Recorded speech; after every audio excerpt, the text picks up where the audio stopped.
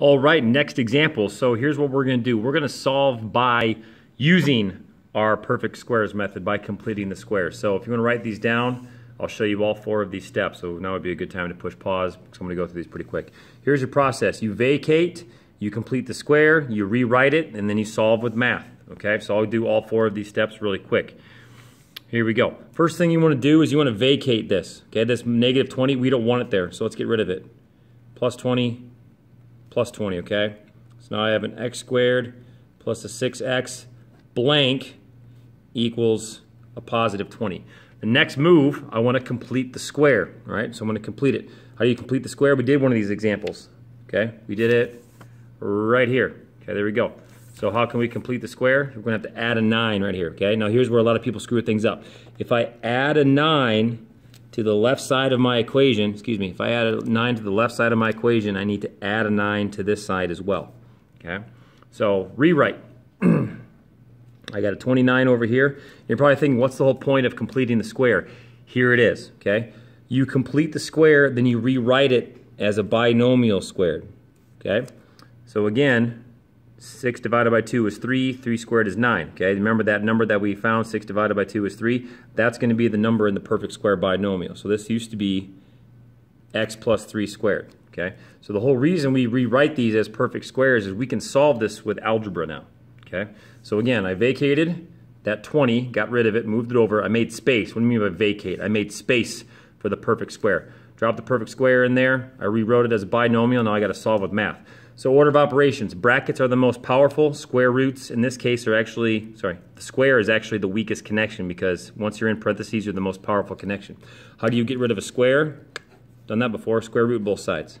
Okay, so cancel, cancel. I've got x plus 3 equaling a positive and negative square root of 29. Remember when you solve for square roots, you have a positive and a negative. Okay, next move, minus 3. Minus 3. So x is going to equal, I'm going to write it this way, it's going to be really weird. X is going to equal a negative 3 plus and minus the square root of 29. Okay? So from there, I kind of need to estimate my 2 answers, right? Usually the best place to estimate with square roots is going to be 2 decimal places. So I'm going to go ahead and type out both of my answers. So x is going to equal something, x is going to equal another something, okay? Got to warm my calculator up. Here we go. Let's see here. Nice and slow. Negative 3 plus the square root of 29. It's best to do it this way, I feel. Okay, so let's see, if I round that to the second decimal place, it's going to be a 2.39.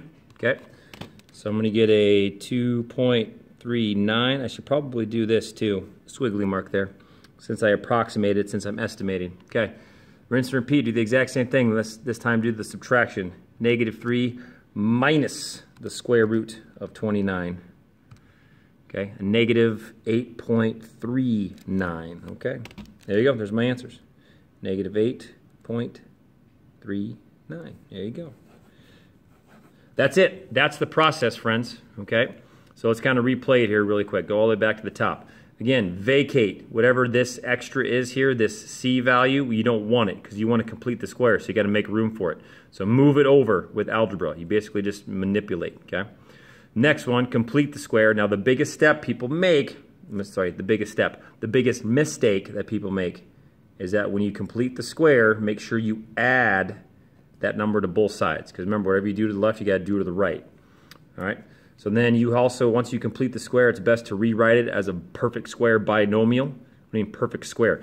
This, friends, right here, this x squared plus 6x plus 9 used to be an x plus 3 squared. Okay, really quick, I can prove it. X, 3x, 3x squared, 3x, 3x, 9. There you go. X squared, 6x, 9. Why do we rewrite it? Because now we can solve with algebra. Square root both sides. Make sure you have a positive and negative square root when you do both sides. How do you get rid of a plus 3? Minus 3, minus 3. Now this one's kind of weird. You actually want to write the minus number in front. Okay? And then I like to go the minus number or the number I solve for plus the square root, then minus the square root. Okay? Mathematically, it's okay if you were to do like plus and minus 29 and then minus 3 at the end. You'd get the same thing, but for me, I feel it's easier to type it out this way. Okay. That's about it. There's your two answers. So most of the time you're going to get two answers in these situations. And that's about it for this example. I'll do the next one a little bit faster, but you can always replay this example if you want. Okay, bye.